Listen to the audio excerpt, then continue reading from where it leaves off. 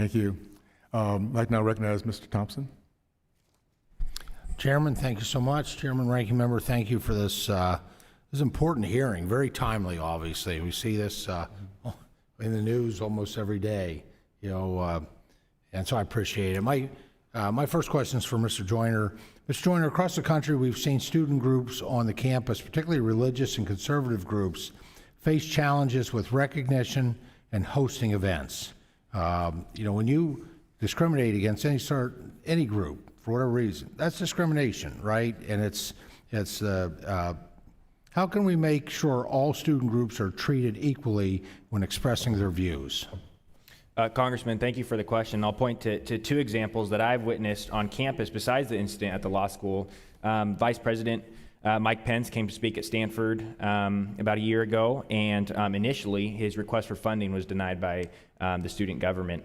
And Matt Walsh recently came to campus a few weeks ago, and his flyers and posters were burned down around campus. And so we see this often, and it's a common occurrence. What we need individuals on campuses and students like myself to respect this principle of free speech. But then we do need university administrators who are there to enforce these principles. And what we've seen just a few weeks ago throughout the country is that these universities are hiring administrators who are not committed to this principle of free speech, which is embedded in their policies already. And so while we need this to be an integral part of each student's education, we also need to have these university administrators who are able to enforce these policies and make sure that they're doing so.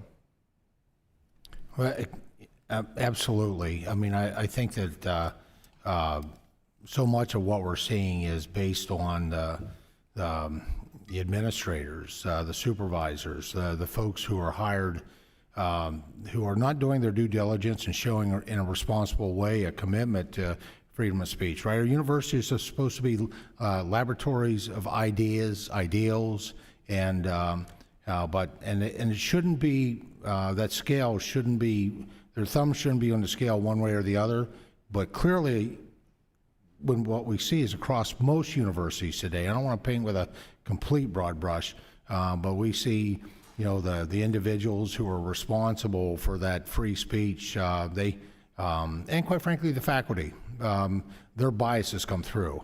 And my belief is universities are there to teach you how to think in terms of applying critical analysis, right? They're not there to teach you what to think outside the scope of perhaps the specific details of a particular profession that someone may be preparing for, the technical details of that. Mrs. Trump, you talk about the rise in bias reporting systems on college campuses. While can I expect these types of 1984-esque environments occurring on campus in, say, communist China, it's hard to imagine that on American college campuses we are encouraging adults, and that's who these folks are. They're young people, some of them just becoming adults, and quite frankly, with what we used to call atypical students, they're clearly in their adult years, to report on their peers for something as little as hurting someone's feelings.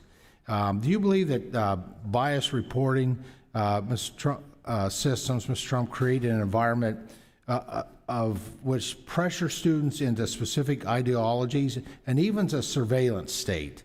And how does this type of environment impact the long-term mental health of students when they enter the real world? Yes, students are absolutely walking on eggshells on college campuses. Most of the students that I speak to are quietly telling me what their political opinions are, and oftentimes will refuse to even talk to me about their political ideas on campus or on the phone while they're on campus out of fear that someone will overhear their conversation and a target will be painted on their back.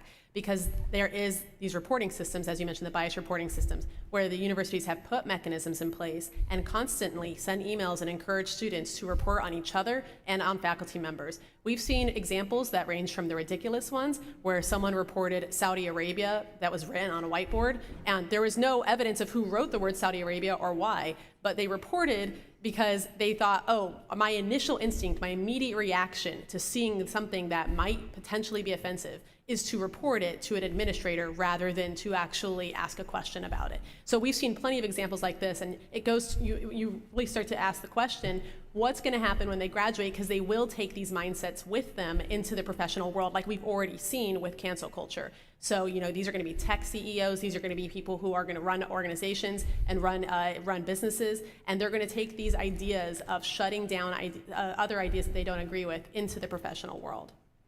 Well, thank you so much, Chairman. Thank you once again for this hearing, and I yield back. Thank you so much.